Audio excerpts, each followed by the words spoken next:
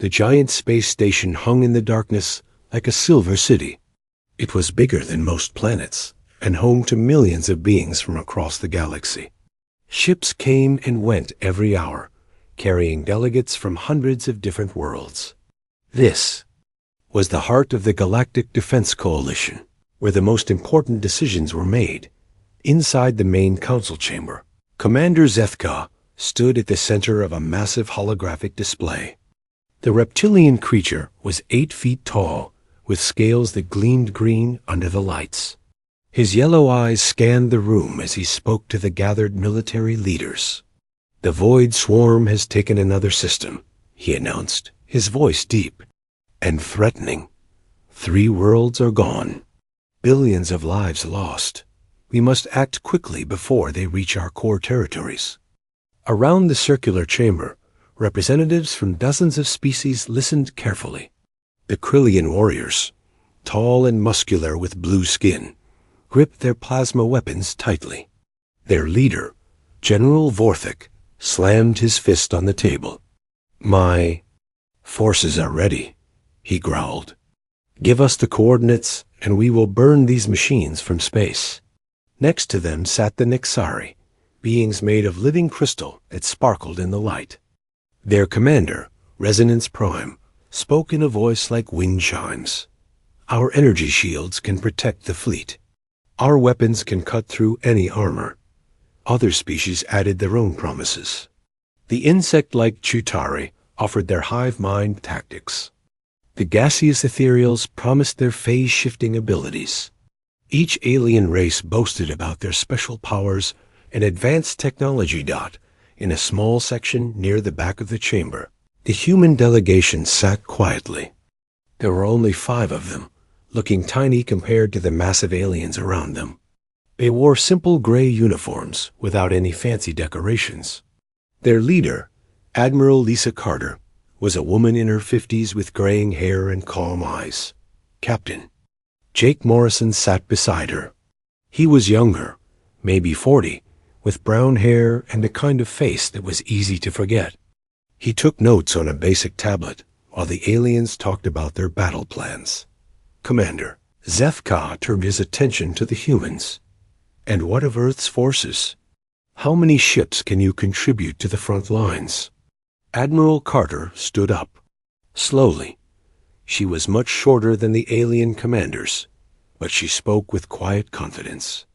"We appreciate the opportunity to serve alongside such distinguished warriors. However, we believe our skills would be better used in support roles." A murmur went through the chamber. General Vorthik laughed, a sound like rocks grinding together. "Support roles? This is a war, not a medical conference." "We understand," Admiral Carter replied calmly. "But humans have always excelled in areas like medical care, supply management, and communications. We would be honored to handle evacuation duties and maintain supply lines while your forces engage the enemy." The aliens exchanged glances. To them, this made perfect sense. Humans were small, weak creatures with primitive technology. Their ships were slow, and their weapons used simple kinetic energy instead of plasma or quantum manipulation. It was wise of them to recognize their limitations. Resonance Prime's crystal form chimed softly. A prudent decision. "Your species shows wisdom in knowing its place." Captain Morrison looked up from his tablet. For just a moment, something flickered in his eyes. Was it amusement? But he quickly returned to his notes without saying anything. "We will assign human forces to Sector 7, Commander Zethka decided. "You can establish medical stations and supply depots there. Stay well behind our main battle lines." "That would be perfect," Admiral Carter agreed. "We prefer to work where we can be most effective." The meeting continued for another hour as the aliens planned their assault. They would use the Krillian dreadnoughts as heavy hitters, while the Nexari ships provided shields. The Chitauri would handle reconnaissance, and the ethereals would phase shift behind enemy lines. It was a solid plan, and everyone was confident. It would work. As the meeting ended, The various species filed out of the chamber. The aliens talked excitedly about the coming battle, eager to test their weapons against this new enemy. They barely noticed the small human group as they left Dot in the corridor outside. Admiral Carter and Captain Morrison walked side by side. They waited until they were alone before speaking. "They still don't suspect anything," Morrison said quietly. "Good," Carter replied. "The longer we can maintain this, the better." "How long has it been now?" 50 years since first contact." 53 years, 4 months, and 16 days, Carter said with a slight smile. "Not that anyone's counting." Morrison chuckled. "Do you think it's time to consider Protocol 7? Carter stopped walking and looked at him seriously. "The Void Swarm is different from anything we've faced before. They adapt quickly, and they don't negotiate. If this goes badly, the other species will need to know what we can really do," Morrison finished. They continued walking in silence for a moment. Around them, alien crew members hurried about their duties. None of them paid attention to the 2 humans who looked like just another pair of support staff. "Not yet," Carter finally decided. "Let's see how they handle this first. Maybe they won't need our help." But even as she said it, both humans knew better. They had been watching and protecting this galaxy for decades. They knew exactly what the Void Swarm was capable of, and they knew the alien forces were walking into a trap. They couldn't imagine Dot in their quarters that night. Carter sat at her desk writing a report. But it wasn't going to the Galactic Defense Coalition. This report would be transmitted on a frequency that officially didn't exist, to ships that weren't supposed to be there, carrying weapons that the galaxy thought were impossible. The report was simple: maintain position, monitor situation, await further orders. Across the galaxy, thousands of human ships received the message. Ships that looked like simple transports and medical vessels. Ships that were hiding in the shadows of asteroids and nebulae. Ships whose crews were growing tired of pretending to be weak. Soon, the galaxy would learn the truth about why humans always stayed in the back. But not yet. For now, the secret remained safe, and the greatest military force in galactic history continued to masquerade as humble support staff. The Void Swarm was coming, and the real defenders of the galaxy were ready. The alarm bells rang through every ship in the Coalition fleet. Red lights flashed in corridors as crews ran to their battle stations. The Void Swarm had arrived at Kepler 442b, a peaceful colony world with 20 million inhabitants. Commander Zethka stood on the bridge of his flagship, watching the tactical display with growing concern. The enemy fleet was massive, hundreds of black ships that looked like geometric nightmares. They moved in perfect formation, without any of the chaos that normal fleets showed. "All ships, prepare for engagement," he ordered into his communicator. "Remember the plan. Krillian forces will take point. Nexari ships provide shield support. Everyone else, follow your assigned positions." General Vorthic's voice crackled over the com. "My warriors are ready to die with honor. These machines will learn what Krillian fury looks like." 20 miles behind the main battle line, Dr. Sam Rodriguez stood on the bridge of the human medical frigate Nightingale. The ship looked like a floating hospital, with red crosses painted on its white hull. Its bridge was quiet and calm, very different from the war cries coming from the alien vessels. "Casualties are coming in fast," reported Lieutenant Amy Foster from her station. She was a young woman with short blonde hair and steady hands. "The Krillian dreadnought Thunder of Wars has taken heavy damage. They're requesting immediate evacuation." Dr. Rodriguez nodded. He was a quiet man in his 40s who had spent most of his career treating injured soldiers. "Take us in, but stay behind the asteroid field until we have a clear path." The battle was not going well for the Coalition forces. The Void Swarm ships were like nothing they had ever faced. Every time a Krillian plasma cannon fired, the enemy ships seemed to learn how to resist it better. The Nexuri energy shields that had protected them for centuries were being cut through like paper. How are they adapting so quickly? General, Vorthik shouted over the comms. His flagship was burning and listing to one side. My weapons worked perfectly in the simulations. Resonance Prime's crystal voice was strained. Unknown technology. They are learning from each impact. Our shields are becoming less effective with every shot. Captain Morrison sat in the co-pilot seat of the Nightingale, watching the battle through the ship's sensors. His face was calm, but his fingers drummed against his chair. Behind him, Admiral Carter observed from the observation deck. "Sir," Amy Foster called out, "3 Void Swarm fighters are breaking through the line. They're heading straight for us." "Doctor." Rodriguez looked at the display. The enemy ships were small but fast, moving in a perfect triangle formation.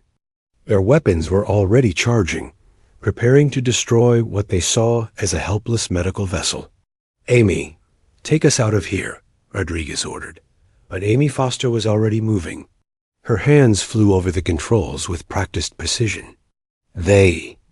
Nightingale suddenly accelerated at a speed that should have been impossible for a hospital ship. It spun and dove, moving like a fighter instead of a cargo vessel. The Void Swarm fighters fired their weapons, but they hit empty space. Amy had anticipated their attack patterns perfectly. She brought the ship around in a tight loop that would have killed a normal crew from the acceleration forces. "Returning fire," she announced calmly. The Nightingale's weapons didn't look like much, just simple kinetic cannons that fired metal projectiles. But when they hit the Void Swarm fighters, the enemy ships exploded like they were made of paper. All 3 fighters were destroyed in less than 10 seconds. On the Coalition frequency, alien voices were shouting in confusion. "What just happened?" General Vorthik demanded. "How did a medical ship destroy 3 fighters?" Dr. Rodriguez cleared his throat. We got lucky. The enemy was damaged from their fight with your forces. We just finished them off." But several alien commanders had seen the whole thing. The human ship had moved with impossible speed and precision. Its weapons had punched through armor that their best guns couldn't dent. And the crew had reacted like they were veteran fighters, not medical personnel. Admiral Carter stepped forward and put a hand on Rodriguez's shoulder. "Good work, Doctor. Now let's focus on the evacuations." The battle continued for 6 more hours. The Coalition forces were badly beaten, losing ship after ship to the adaptive enemy technology. But something strange was happening with the rescue operations. Every time an alien crew needed evacuation, human ships appeared exactly where they needed to be. Lieutenant Foster piloted rescue shuttles through the battle zone with impossible skill. She dodged enemy fire that should have been unavoidable and reached crews that should have been dead. Her shuttles were supposedly unarmed, but somehow enemy fighters that got too close suffered mysterious system failures. Dr. Rodriguez's medical teams worked miracles. Alien soldiers who should have died from their wounds were walking around hours later. His medical equipment seemed far more advanced than anything the Coalition had ever seen, but he always had explanations ready. "New techniques we've been developing," he would say. "Experimental treatments, nothing too fancy." When the battle finally ended, the Coalition had lost 30% of their fleet. But thanks to the human rescue operations, crew casualties were surprisingly low. Thousands of alien soldiers owed their lives to the small human support fleet. Back on the command station, Intelligence Officer Vex Tai of the Chitauri was reviewing the battle recordings. She was a 6-foot-tall insect with multifaceted eyes that could see details others missed. What she saw in the recordings didn't make sense. The human medical frigate had moved faster than their specifications indicated. Their weapons had energy signatures that didn't match their reported technology. and their crew had reacted to threats before they appeared on sensors. She pulled up the file on Lieutenant Amy Foster. According to her records, she was a transport pilot with basic medical training, but in the battle recordings, she flew like someone with decades of combat experience. Her reaction times were impossibly fast, and her tactical decisions were perfect. Vextai made a note in her personal files. Something was wrong with the human reports. Their capabilities didn't match their claims. She would need to investigate further.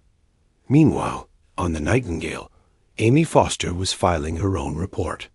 But unlike the official version that would go to Coalition Command, this one was transmitted on an encrypted frequency. Battle performance within acceptable parameters, she typed. No compromise of operational security detected. Alien forces performed as predicted.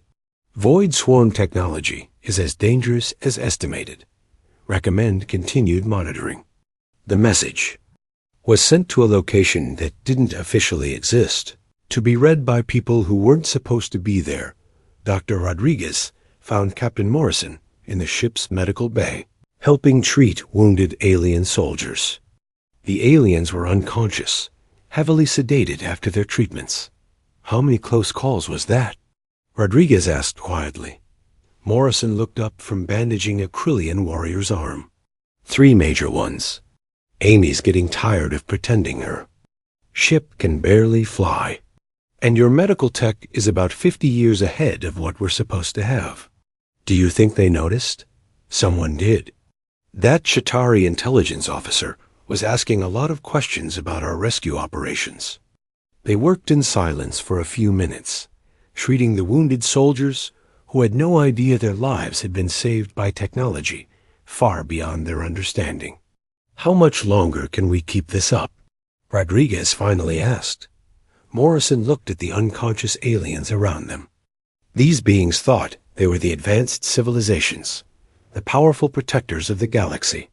They had no idea that they were being protected by the species they considered the weakest. As long as we have to, Morrison replied. That's what we signed up for. Outside the medical bay, Admiral Carter was composing another encrypted message. The first battle with the Void Swarm had revealed just how dangerous this enemy was. The aliens were brave and determined, but they were fighting with outdated tactics against an enemy that learned from every encounter. Soon, she might have to make the hardest decision of her career. How many alien lives was the secret worth? And how would the galaxy react when they learned the truth about their humble human allies?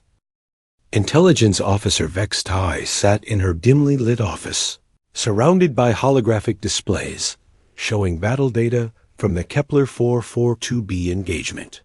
Her insect eyes moved rapidly as she analyzed the recordings frame by frame. The more she studied the human performance, the more questions arose. She pulled up the technical specifications for the human medical frigate, Nightingale. According to official records, the ship had standard engines capable of moderate acceleration, basic defensive systems, and medical equipment suitable for field hospitals.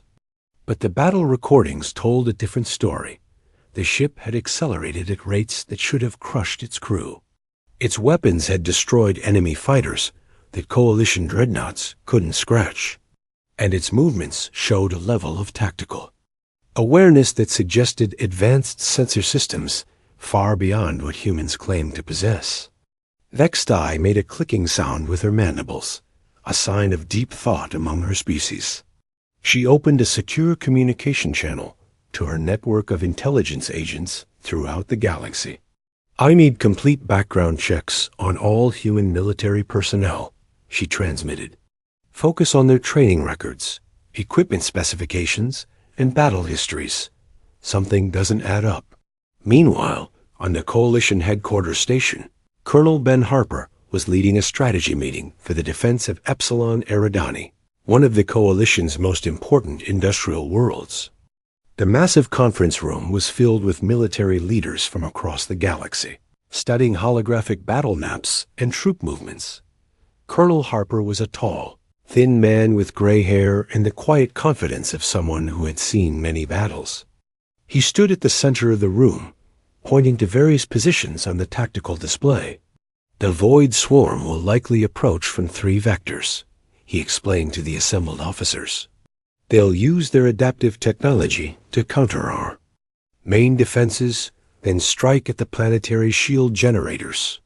General Vorthik, still recovering from wounds suffered in the previous battle, leaned forward with interest.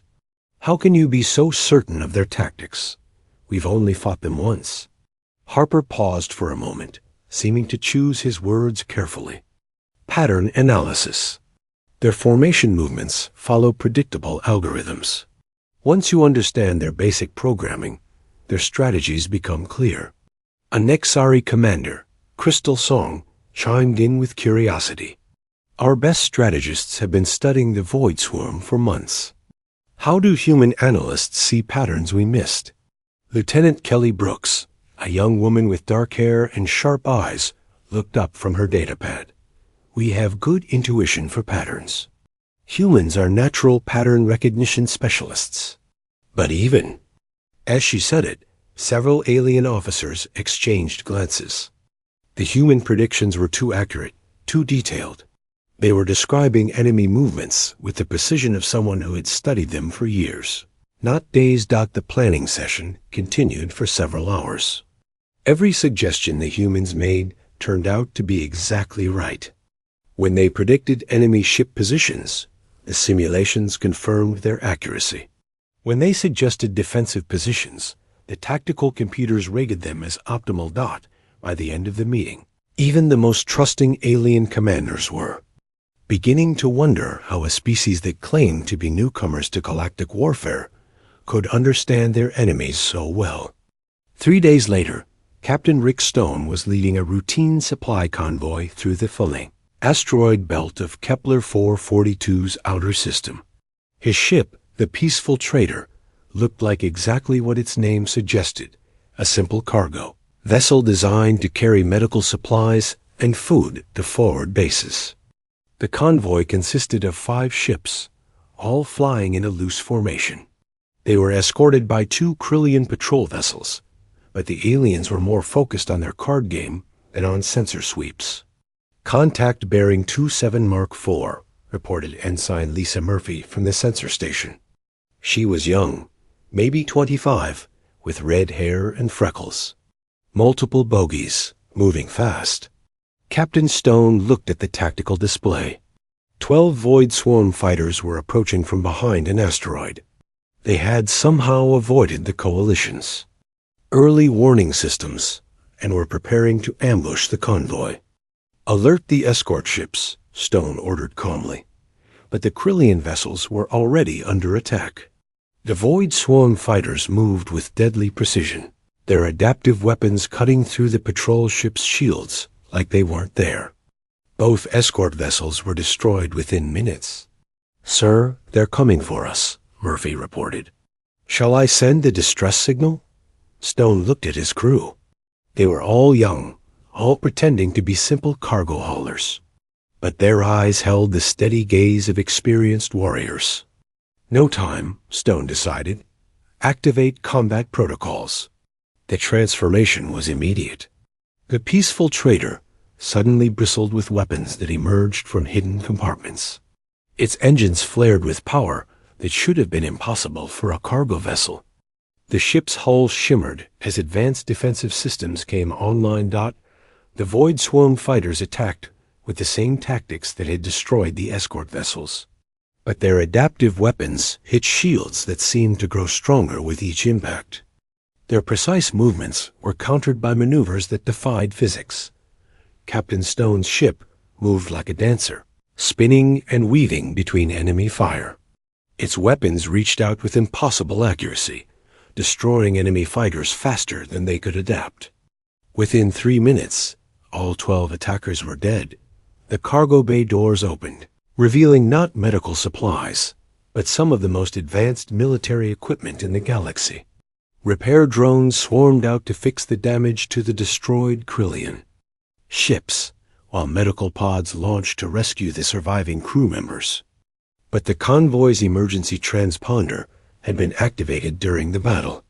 Coalition ships were already en route to investigate. Stone looked at his crew with concern. "Clean up everything," he ordered. "We were just lucky that our cargo included some old defense systems." The crew worked quickly to hide the evidence of their true capabilities. By the time the Coalition rescue ships arrived, the peaceful trader looked like a simple cargo vessel that had barely survived a desperate fight, but one of the rescue ships carried Intelligence Officer Vextai.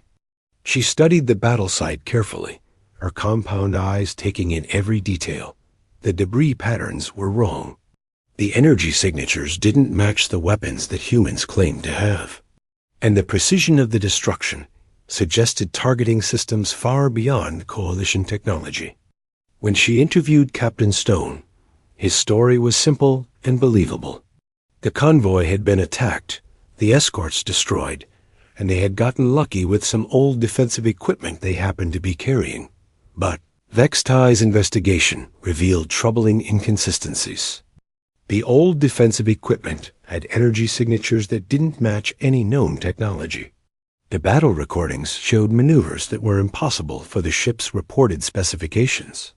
And Captain Stone's crew reacted like trained military personnel, not civilian cargo handlers. That evening, Vextai confronted Admiral Carter in the station's executive conference room. The two women faced each other across a polished table, with the stars visible through the massive windows behind them.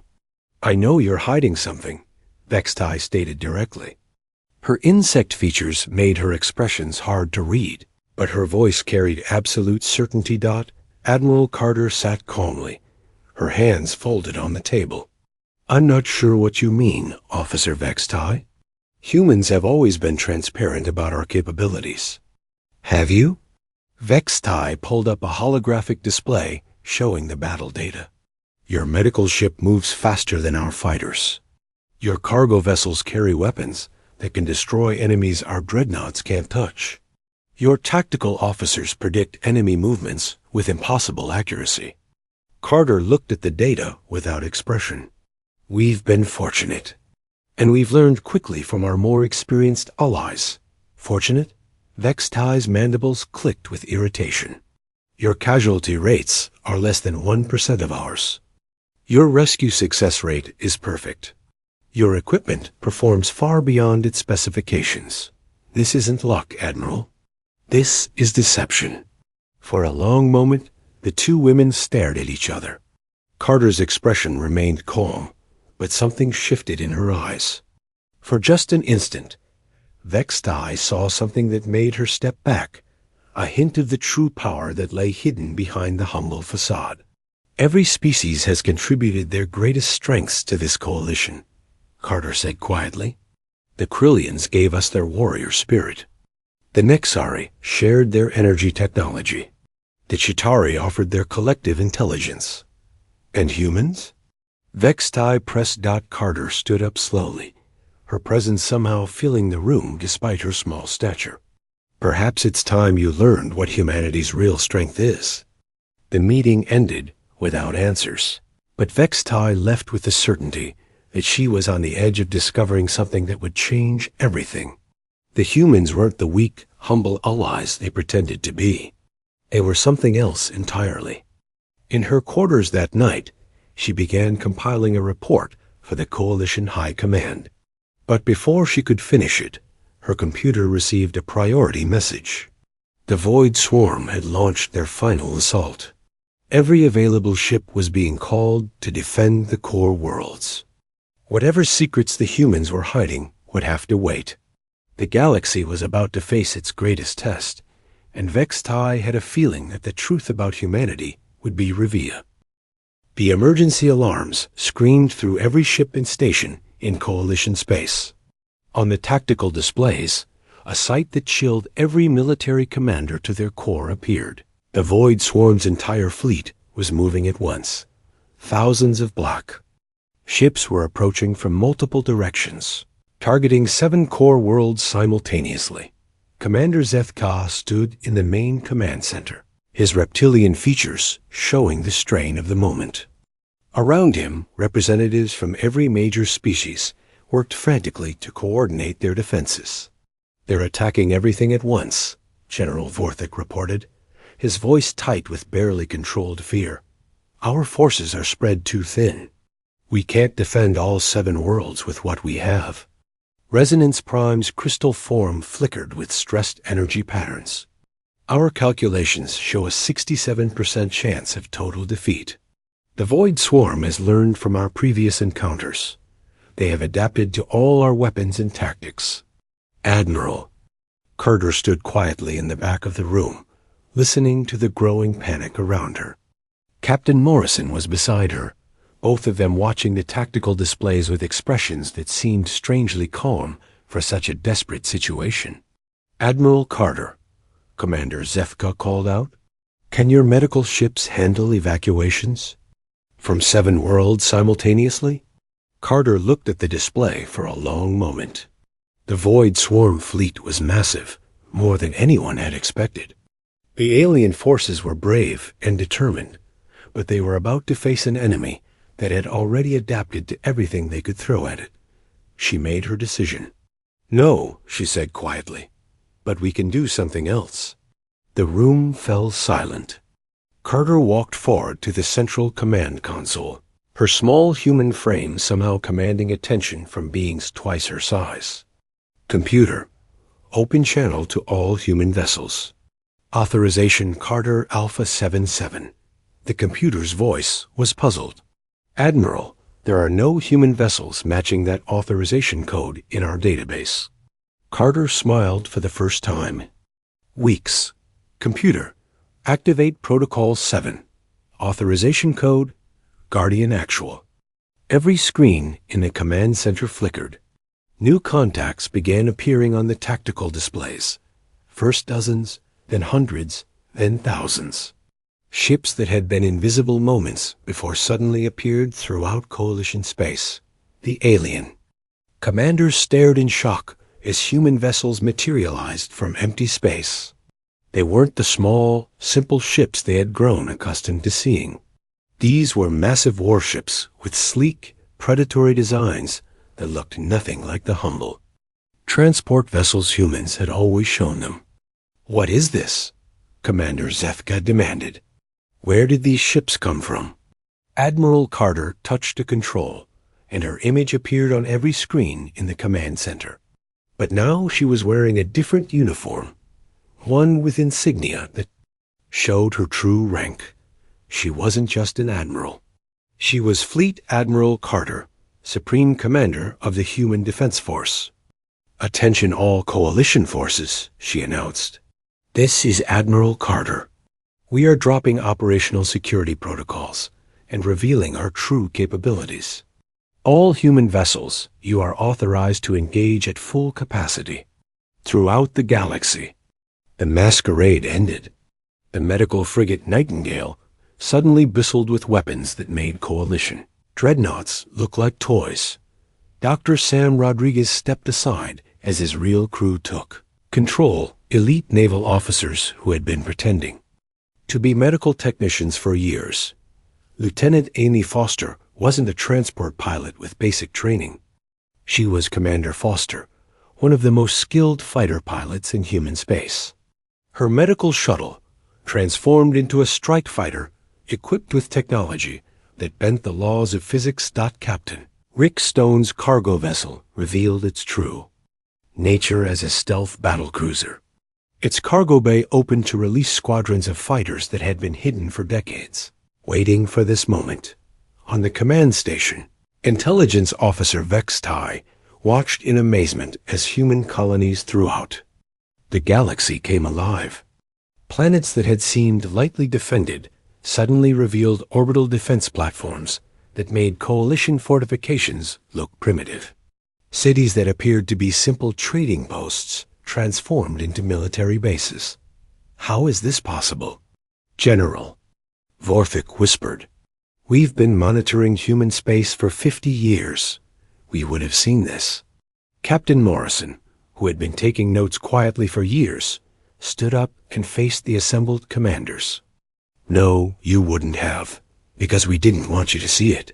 His uniform changed as well, revealing the insignia of a fleet admiral. I'm Admiral Morrison, commanding the Human Guardian Fleet. We've been protecting Coalition space from the shadows for decades. Every time you thought you were leading the fight, we were watching your backs. The tactical displays now showed the true scale of human military power. Fleets that dwarfed anything the Coalition had ever assembled moved with perfect coordination. Weapon systems that operated on principles beyond current galactic science targeted the approaching void swarm with impossible precision. Commander Zethes's voice was barely a whisper. You've been lying to us. For 50 years, you've been lying. About everything? Admiral Carter turned to face him, her expression serious but not unkind. We've been protecting you. There's a difference. The first engagement between human forces and the Void Swarm was unlike anything in galactic history. The enemy ships that had adapted to every Coalition weapon found themselves facing technology they couldn't comprehend. Human fighters phased in and out of dimensions, appearing inside enemy formations to strike at their most vulnerable points. Commander Foster led a squadron of these impossible fighters against a Void Swarm battle group. Her ships moved like ghosts, untouchable by enemy weapons, while their own shots found their targets with perfect accuracy. The adaptive enemy technology tried to counter their attacks, but the human weapons operated on principles that the Void Swarm couldn't understand. How are they doing that? Resonance Prime asked, watching the battle displays in wonder. Dr. Rodriguez, who was now revealed as Admiral Rodriguez, Director of Human Military Research, smiled grimly. Quantum manipulation, dimensional shifting, temporal acceleration. We've had these technologies for over a century. A century? Vextai's compound eyes widened. But that would mean ... that when we first made contact with the galaxy, we were already far ahead of everyone else. Admiral Carter confirmed. We could have conquered every species we met. Instead, we chose to become guardians. The battle raged across 7 star systems simultaneously. The Void Swarm, which had seemed unstoppable, found itself facing an enemy that was not only superior in technology, but also in tactics. Human commanders who had been pretending to be simple logistics officers revealed themselves as master strategists with decades of experience. Colonel Harper, now revealed as General Harper, coordinated the defense of Epsilon Eridani with a precision that amazed the alien observers. His predictions weren't based on pattern recognition. They were based on detailed intelligence that humans had been gathering for years. You've been studying the Void Swarm all along, Vextai realized. You knew they were coming. We've been tracking them for 15 years, Admiral Morrison confirmed. We've been preparing for this war since before most of you knew it existed. The human ships didn't just fight, they dominated. Void Swarm vessels that had seemed indestructible were cut down by weapons that seemed to ignore their adaptive defenses. The enemy's perfect formations were broken by tactics that appeared to come from nowhere. Captain Stone's battlecruiser led a task force that completely destroyed a Void Swarm fleet twice its size. His weapons didn't just penetrate enemy armor. They seemed to unmake the ships at a molecular level, turning them into dust in seconds. This is impossible, General Vorthik breathed, watching the displays. No species in the galaxy has technology like this. No species in the galaxy except us, Admiral Carter said quietly. We've been alone at the top for a very long time. The battle lasted 6 hours. When it ended, the Void Swarm was in full retreat, their supposedly invincible fleet scattered and broken. The enemy that had threatened to consume the galaxy had been defeated by a species that everyone thought was the weakest member of the Coalition. In the aftermath, the command center was silent, except for the soft hum of computers processing the battle data. The alien commanders stared at the displays showing the true extent of human military power, trying to comprehend what they had just witnessed. "Why?" Commander Zethka finally asked. "Why hide this from us? Why pretend to be weak when you could have ruled the galaxy?" Admiral Carter looked out at the stars through the command center's massive windows. "Because we've seen what happens when one species dominates all others. We've read your histories. We know about the wars, the conquests, the empires that rise and fall. We didn't want to become another empire. So you became protectors instead," Vextai said, finally understanding. "We became guardians," Admiral Morrison corrected. "We let you think you were the strongest because you needed that confidence to grow. We stayed in the shadows because the moment we stepped into the light, everything would change." Admiral Carter turned back to face the assembled commanders. "Every victory you celebrated, we made possible. Every time you thought you were protecting your people, we were protecting you. We didn't want gratitude or recognition. We wanted you to become the best versions of—" 3 weeks after the Great Revelation, the Coalition Council chamber had never been so crowded. Representatives from hundreds of worlds had come to hear Admiral Carter's formal address to the galaxy. The atmosphere was tense, filled with a mixture of awe, fear, and anger. The human delegation sat in the same seats they had occupied for 50 years. But everything was different now. Instead of 5 humble representatives, there were dozens of high-ranking human officers. Their uniforms displayed insignia that revealed the true structure of human military power. Admiral Carter stood at the central podium, facing thousands of alien beings who were still trying to understand what they had learned. Some looked at her with gratitude, others with suspicion, and many with simple confusion. "Fellow beings of the galaxy," she began, her voice carrying clearly through the chamber's advanced sound system. "I stand before you today to answer the question that has been asked countless times since the battle. Why did humans hide their true capabilities? Why did we choose deception over dominance?" Commander Zethka, whose reptilian features showed the strain of recent events, leaned forward in his seat. "Yes, Admiral, we demand answers. For 50 years, you have made fools of us all." General Vorthik, his blue skin darker than usual with anger, slammed his fist on his chair's armrest. "We trusted you. We thought we were protecting you, when all along you were protecting us like children." Admiral Carter nodded calmly. "Your anger is understandable. But before I explain our reasons, let me tell you a story about Earth's history." The chamber grew quiet as holographic displays appeared, showing images of Earth's past. Ancient battlefields, burning cities, and the faces of conquerors from human history filled the air around them. Thousands of years ago, one human nation developed superior weapons. They used them to conquer their neighbors, believing they were bringing civilization to primitive peoples. The result was centuries of warfare and suffering. The images changed, showing more recent conflicts. Nuclear explosions, devastated landscapes, and the hollow eyes of refugees fleeing from advanced weapons. When humans finally reached the stars, we carried this history with us. We had learned the hard lesson that superior technology, when used for domination, always leads to tragedy. Dr. Rodriguez, now revealed as one of humanity's leading scientists, stood up from his seat. "When we first encountered galactic civilization, we faced a choice. We could have revealed our technology and become rulers.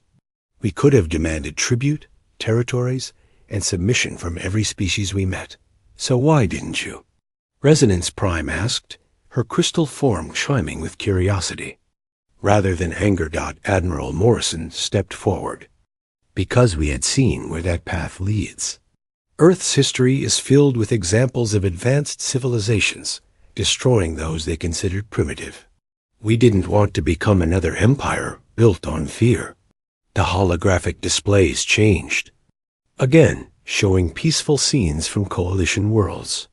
Children playing in parks, traders exchanging goods between species, scientists working together on research projects. Look around you, Admiral Carter said. Look at what this galaxy has become under the Coalition. You have achieved something remarkable. Dozens of species working together as equals, sharing knowledge and resources, without one dominating the others. Intelligence Officer Vex Tai stood up, her insect features showing deep thought. You're saying you hid your power to preserve our independence? We hid our power to allow you to grow, Carter confirmed. Every species in this coalition has contributed something unique. The Krillians brought their warrior courage. The Nexari shared their energy mastery. The Chitauri offered their collective intelligence. Each of you has become stronger by working with equals, not by serving masters. A young ethereal delegate, her gaseous form shimmering with emotion, spoke up. But you could have helped us advance faster. You could have shared your technology and elevated us all. Admiral Carter's expression grew sad. We considered that. But our history teaches us that knowledge given too freely is not valued. Technology that is handed down rather than earned is often misused. You needed to discover your own paths to greatness. Captain Rick Stone, now revealed as Admiral Stone, activated another display. It showed star charts marking conflicts throughout. Galactic history, wars that had ended when human forces quietly intervened, disasters that had been prevented by human technology, and threats that had been eliminated before other species even knew they existed. We didn't abandon you to face dangers alone, Stone explained. We protected you from threats you never knew existed. The Void Swarm wasn't the first enemy we've defeated in your defense. They were simply the first one large enough that we couldn't hide our intervention. General Vorthic's anger seemed to be cooling into something more complex. How many times? How many threats have you stopped without us knowing? 47 major conflicts over the past 50 years, Admiral Morrison replied. Invasions from outside the galaxy, internal wars that could have destroyed entire systems, and natural disasters that would have killed billions. We stopped them all quietly, allowing you to believe you lived in a peaceful galaxy. The chamber erupted in shocked murmurs. Representatives from various species began checking their own historical records, suddenly seeing patterns they had missed. Before, Commander Foster, the pilot who had spent years pretending to be a simple transport officer, stood up to address the assembly. We stayed in the back because that's where Guardians belong. We watched over you, protected you, and guided you when necessary. But we never wanted to control you. But now we know, said a delegate from the outer colonies. Now the secret is out. What happens to the galaxy when everyone knows that humans are the ultimate power?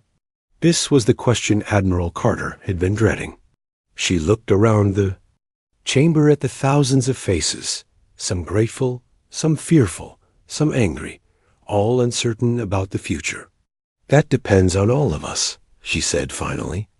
We can continue as we have, with humans protecting from the shadows while you build your own destinies. Or we can work together openly, sharing our knowledge while respecting your autonomy. And if we refuse? General Vorthic asked. What if some species decide they don't want human protection anymore? Admiral Carter met his gaze directly. Then, we respect that choice. We have never forced our protection on anyone, and we never will. Any species that wants to go its own way is free to do so. The debate that followed lasted for hours. Some delegates argued that human deception was unforgivable. Others insisted that human protection had allowed the galaxy to flourish. Still others worried about what would happen now that the truth was known. Finally, Resonance Prime rose too. Speak. Her crystal form glowed softly as she addressed the assembly. I have been thinking about something Admiral Carter said. She asked us to look at what we have achieved. In 50 years of Coalition membership, My people have made advances in energy manipulation that took us centuries to achieve alone. We did this because we worked as equals with other species, learning from their perspectives.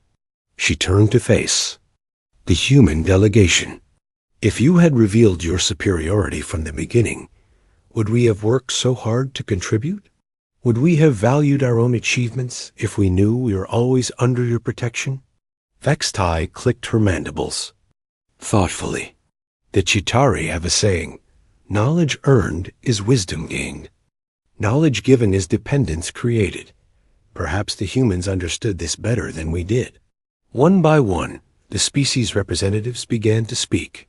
Some expressed anger about the deception, but more began to acknowledge what human guardianship had meant.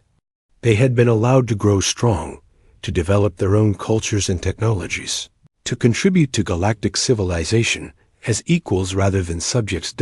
As the debate continued, Admiral Carter noticed something happening in the HFY chamber. The initial shock and anger were giving way to something else, understanding, and even gratitude. Lieutenant Kelly Brooks, who had spent years analyzing patterns while pretending to be a junior officer, stood up to make the final human statement. You asked why we stay in the back, she said, her voice carrying clearly through the chamber. We stay in the back because that's where you can't see us watching over you. We stay in the back because leadership from the front creates followers, but guidance from behind creates leaders. She gestured to the assembled delegates. Look around this chamber. Every species here is strong, proud, and capable. You didn't become that way by following human orders. You became that way by facing challenges, making mistakes, and growing from your experiences. We just made sure those challenges didn't destroy you. The vote, when it finally came, was closer than many had expected. But in the end, a majority of coalition species chose to continue the arrangement with some modifications. Humans would be more open about their capabilities, but would continue to operate primarily in support roles. The galaxy would know its guardians, but would not be ruled by them. Admiral Carter concluded the session with words that would be remembered for generations. We stay in the back not because we are weak, but because we are strong enough to choose protection over domination. We stay in the back because we learned that the greatest power is the power to lift others up, not to hold them down. Years later, when new species joined the coalition, they would owe